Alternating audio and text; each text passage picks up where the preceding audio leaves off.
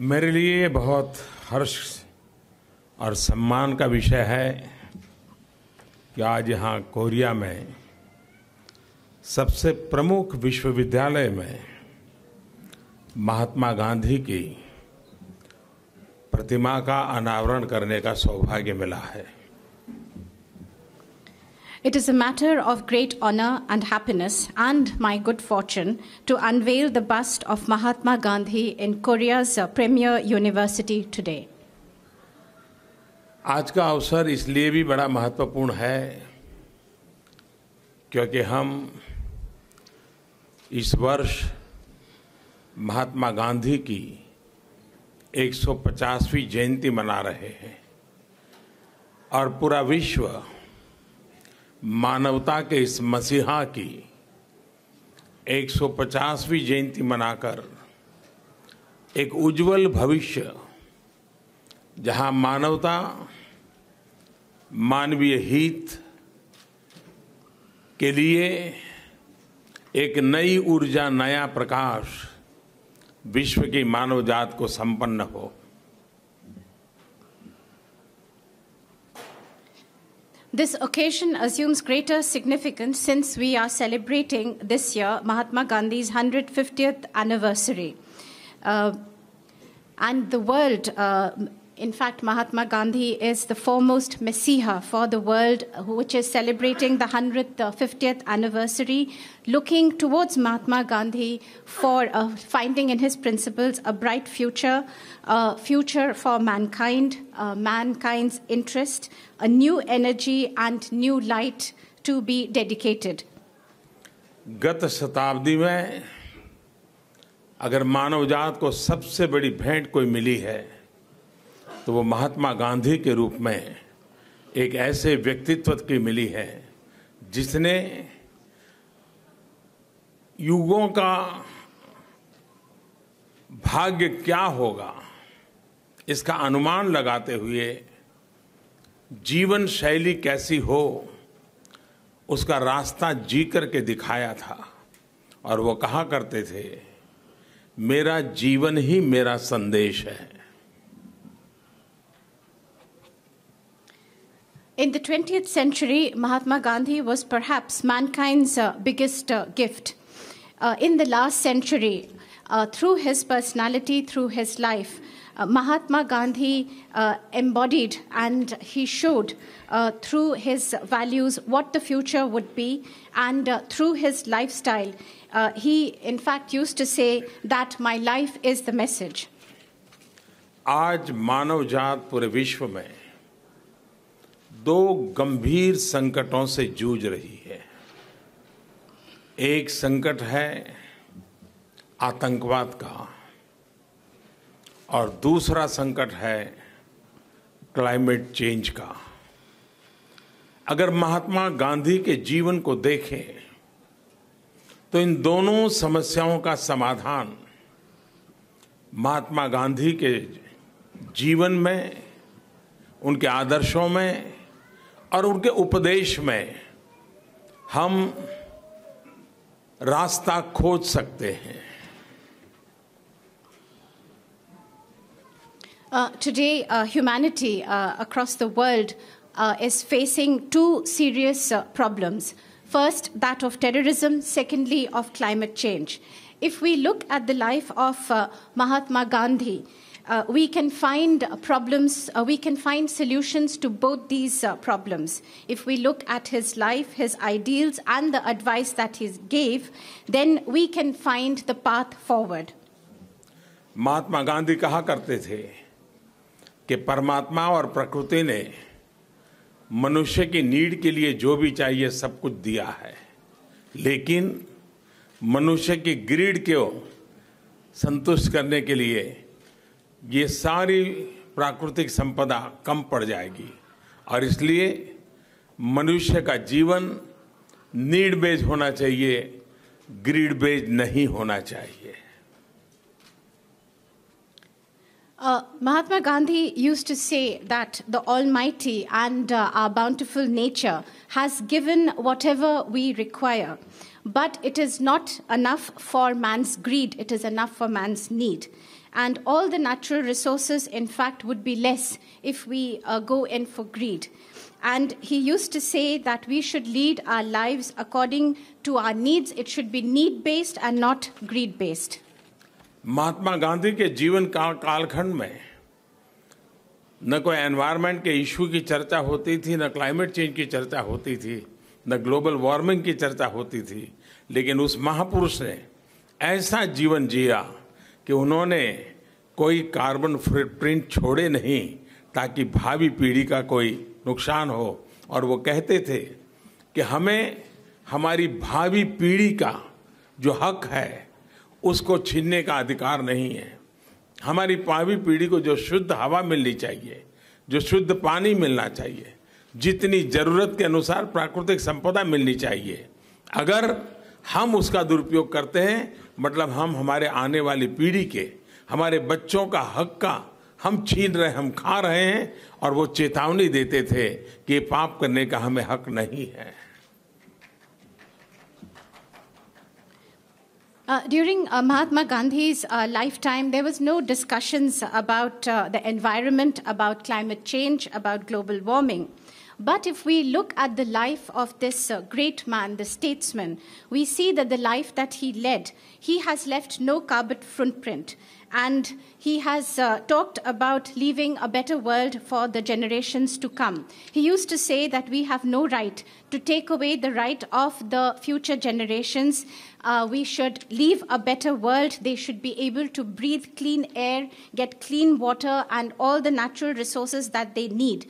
But he warned that if we misuse all this, then we are taking away the right of the future generations. And he issued this warning. He said that we didn't have this right.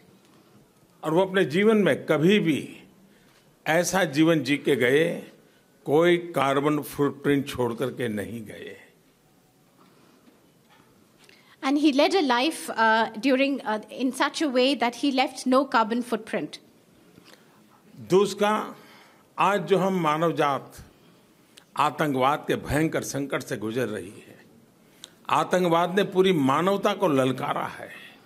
ऐसे समय महात्मा गांधी का संदेश मानवता की एकता का, मानवीय मूल्यों का, महात्म्य का और अहिंसा के माध्यम से, हृदय परिवर्तन के माध्यम से हिंसा के रास्ते पर गए हुए लोगों को लौटाने का, आज भी विश्व के लिए मानवता की शक्ति पर बल देने का, मानवीय शक्तियों का एकत्र होने का संदेश आज भी उन आतंकवाद के खिलाफ लड़ाई लड़ने के लिए मानवतावादी शक्तियों को एक करने की प्रेरणा देता है।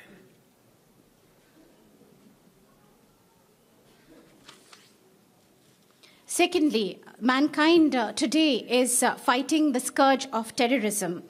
And in fact, today, this is dastardly, this is the reality, very scary reality.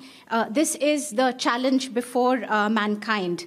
But if we look at the message that Gandhiji had given at that time, the message of unity of mankind, of human values, of achieving our goals through nonviolence, and the philosophy of winning back hearts, of not resorting to violence, then today too, if we look at those values and those philosophy, we find that he gave stress on the values of mankind, and this is the message that can inspire us today to fight against the scourge of terrorism. इसी धरती के संतान मेरे मित्र बान की moon जब UN secretary general थे, तब 2 अक्टूबर महात्मा गांधी जयंती को यूएन ने पूरे विश्व में अहिंसा दिवस के रूप में मनाने का निर्णय किया। एक प्रकार से आतंकवाद के खिलाफ ये एक रास्ता प्रशस्त करने का बहुत ही उत्तम अवसर 2 अक्टूबर बना है। And we all, the children of this earth, and one of them, the former Secretary General of the United Nations, Mr. Ban Ki-moon, it was during his tenure that Mahatma Gandhi's birthday, the 2nd of October, was declared by the United Nations as the International Day of Non-Violence. And in this declaration and in this decision, in fact, it gives us a very good opportunity even today to get the strength to fight against terrorism. Mahatma Gandhi विश्व मानव थे। महात्मा गांधी किसी युग के बंधन में बंधे हुए नहीं थे। वो आने वाले युगों तक मानव जात को प्रेरणा देने वाले हैं। और आज मैं देख रहा हूं कि जब महात्मा गांधी की 150वीं जयंती मनाई जा रही है तो पूरा विश्व उनके संदेश को रिसीव करने के लिए उत्सुक है। महात्मा गांधी का प्रिय भजन था, वैष्णव भजन तो तेने रे कहिए, जे पीड़ पराई जाने रे। मुझे खुशी है कि दुनिया के करीब 155 देशों के वहाँ के प्रमुख गायकों ने, संगीतकारों ने वैष्णव भजन तो तेने रे कहिए गीत गाया, रिकॉर्ड किया है और वो आज एक विश्व की विरासत बना हुआ है। महात्मा गांधी को 150वीं जयंती पर इन गायकों ने, कलाकारों ने एक बहुत ही चिरंजीव श्रद्धांजलि दी है और मैं इसलिए विश्व के ऐसे सभी लोगों का आभार भी व्यक्त करना चाहूंगा। Mahatma Gandhi was a man of this entire world. He was someone who united entire mankind. He was not limited to any particular era, and he will continue to inspire the generations to come. I note that this year, when we are celebrating the 150th anniversary of Mahatma Gandhi, the entire world is receptive to his ideas and they are receiving his message with great enthusiasm. He had a favorite bhajan, a devotional song, Vaishnav Janato Tene Kahiye Je, and I'm happy to note that singers and musicians, prominent musicians from 155 countries have sang this devotional song. They have recorded it, and in a way it has now become World Heritage on the 150th anniversary of Mahatma Gandhi. In this way, musicians across the world have paid their respects to this great statesman, and for this let me express my gratitude. University में छात्रों के बीच महात्मा गांधी की प्रतिमा का होना, आज जो छात्र हैं वो और भविष्य में जो छात्र आएंगे उनको प्रेरणा देते रहेंगे। महात्मा गांधी के जीवन और आदर्श के तरफ उनकी जिज्ञासा बढ़ेगी। लेकिन एक संदेश मैं समझता हूं हर पीढ़ी के युवकों को काम आने वाला है। When you have the bust of Mahatma Gandhi in the university, it inspires not only the students today, but also students of the future generations. They will be inquisitive about his life and his ideals. But there is one message that I feel that youth of all era would be inspired by. Mahatma Gandhi कहा करते थे कि जब आप किसी निर्णय पर पहुंचने जा रहे हैं, कोई नीति निर्धारित करने जा रहे हो, कोई महत्वपूर्ण फैसला लेने जा रहे हो और अगर आपके मन में दुविधा है, कंफ्यूजन है, तो आप पल भर के लिए रुक जाइए और अपने मन में समाज के आखिरी छोर पर बैठा हुआ जो इंसान है, जो गरीब है, पीड़ित है, शोषित है, वंचित है, जिसकी आंख में आंसू है, जिसके दिल में दर्द है, जो जीवन में आगे बढ़ने के लिए आशा आकांक्षा लेकर के बैठा हुआ है, पल भर के लिए ऐसे व्यक्ति के जीवन का स्मरण कीजिए, उसके चेहरे को याद कीजिए और फिर सोचिए कि आप जो निर्णय कर रहे हैं, क्या वो निर्णय उसकी भलाई करेगा क्या? अगर आपकी आत्मा कहती है कि आपका निर्णय जरूर उसकी भलाई करेगी, तो आप बिना हिचकिचाहट फैसला कर लीजिए। आपका फैसला अवश्य सही होगा, कंफ्यूजन की कोई जरूरत नहीं रहेगी।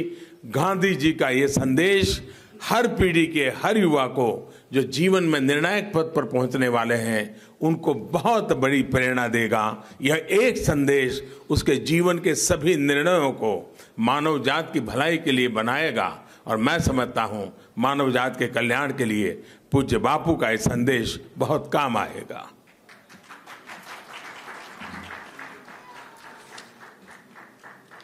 Mahatma Gandhi used to say that when you are taking any decision, any policy, or something which is momentous, a very important decision, and there is a dilemma in your heart, then all you need to do is stop for a minute and think about the person who is at the end of the line, the poorest, the deprived, the exploited, the person who has tears in his eyes, who has pain in his heart, and who only thinks of how to progress in life. He has will be the right one. There is no confusion. This is one message of Mahatma Gandhi that, my friends, my young friends, is the most decisive message for all the decisions that young people will be taking. And those decisions should be for the welfare of humankind.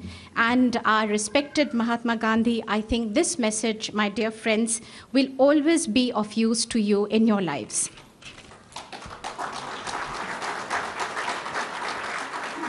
मैं south Korea के नागरिकों को भी 100 साल पूर्व 1 मार्च को जिस संघर्ष के लिए आपने जीवन दिया था उसकी शताब्दी मना रहे हैं। मैं भी आपको बहुत बहुत शुभकामनाएं देता हूं।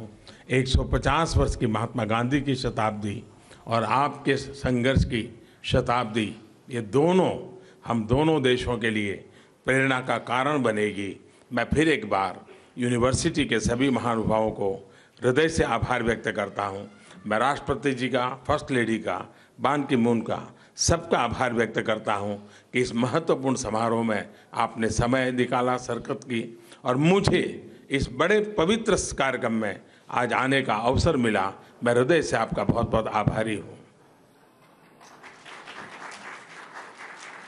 And to the citizens of South Korea, you are celebrating the 100 years, the 100th anniversary of the first march, the fight for freedom. My very best wishes to all the citizens of Korea. We are celebrating 150th anniversary of Mahatma Gandhi and you the centenary anniversary of the Samil movement. For both our countries, this is a year of inspiration. Once again, I would like to express my gratitude to the university authorities, to President Moon, to First Lady Kim, to the former United Nations Secretary General Ban Ki-moon, that you have taken out your time, your precious time, to come to this program. I'm also grateful that at this very auspicious occasion, you have invited me. Once again, thank you and my gratitude. Thank you.